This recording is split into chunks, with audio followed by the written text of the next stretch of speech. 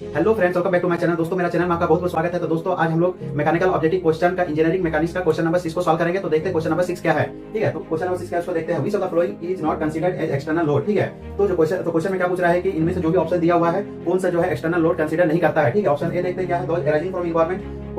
Option number A, those arising from environment. Option number B, those arising from cohesion of material. Option number C, those arising from fluid pressure. Option number D, those arising from service condition. ठीक है, तो दोस्तों इस question को solve करते हैं। ठीक है, तो इसका आंसर देखते हैं विद एक्सप्लेनेशन के साथ। Answer with explanation. ठीक है, तो सबसे पहले दोस्तों हम लोग का जो लोड सबसे पहले दोस्तों हम लोग जानते हैं कि किसी भी बॉडी पर दो तरह का लोड लगता है। कौन कौन सा लोड? आपका एक्सटर्नल लोड और इंटरनल लोड। ठीक है, एक्सटर्नल लोड यानी outside of body, outside of the body, और internal load inside of the body. ठीक है, तो हम लोग जानते हैं किसी बॉडी पर है किसी बॉडी पर दो तरह का लोड लगता है। एक पर एक्सटर्नल लोड यानी आउटसाइड द बॉडी, और एक आपका होता है internal load inside the body. ठीक है, तो सबसे पहला ऑप्शन हम लोग देखते हैं। ठीक है, ऑप्शन ए को देखते हैं क्या बोल रहा है।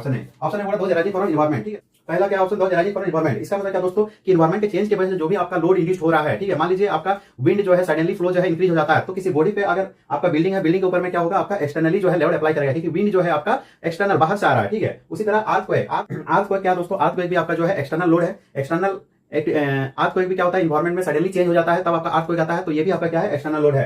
एक्सटर्नल लोड कंसीडर करते हैं। उसके बाद आपका हो गया temperature change, suddenly temperature change हो गया, तो उसके वजह से भी जो है आपका उसके वजह से भी जो एनवायरनमेंट में चेंज होता है दोस्तों, वो आपका क्या है, एक्सटर्नल लोड कंसीडर करते हैं। दोज अराइजिंग फ्रॉम एनवायरनमेंट यानी आपका एनवायरनमेंट की वजह से जो लोड अराइज होता है वो आपका एक्सटर्नल लोड है। अभी दूसरा देखते हैं, those arising from cohesion of material. तो दूसरा ऑप्शन है दोस्तों कोहेशन ऑफ मटेरियल। तो इसको मान लीजिए कोई स्टील है, स्टील जो आपका प्योर स्टील का है। ठीक है, उसमें कोई भी मटेरियल मिला नहीं हुआ है। स्टील क्या है, सेम मटेरियल है, तो सेम मटेरियल होगा तो सेम जो है उसमें क्या होगा, मोलिक्यूल्स होगा, तो सेम मोलिक्यूल्स के बीच में जो फोर्स ऑफ अट्रैक्शन होता है वो आपका होता है कोहेशन फोर्स। ठीक है, तो कोहेशन फोर्स ऐसा नहीं कि कोई बाहर से आया है, तो मटेरियल के अंदर में ही रहता है। ठीक है, अब क्या करता है, टेम्परेचर बढ़ा दिया, तो टेम्परेचर बढ़ाने की वजह से क्या होता है, जो मोलिक्यूल्स के बीच में जो है आपका क्या होता है, फोर्स बढ़ जाता है, और एक दूसरे का जो बॉन्ड जो है आपका सेपरेशन होना स्टार्ट होता है। यानी ये जो फोर्स लग रहा है मटेरियल पे क्या होता है, इंटरनल लोड कंसीडर कर रहे हैं हम लोग। ठीक है, इंटरनल लोड कंसीडर कर रहे हैं, तो इसीलिए those arising from cohesion of material इसको हम इंटरनल लोड कंसीडर करेंगे। ठीक है, तो ऑप्शन बी, ऑप्शन ए हो गया आपका एक्सटर्नल लोड।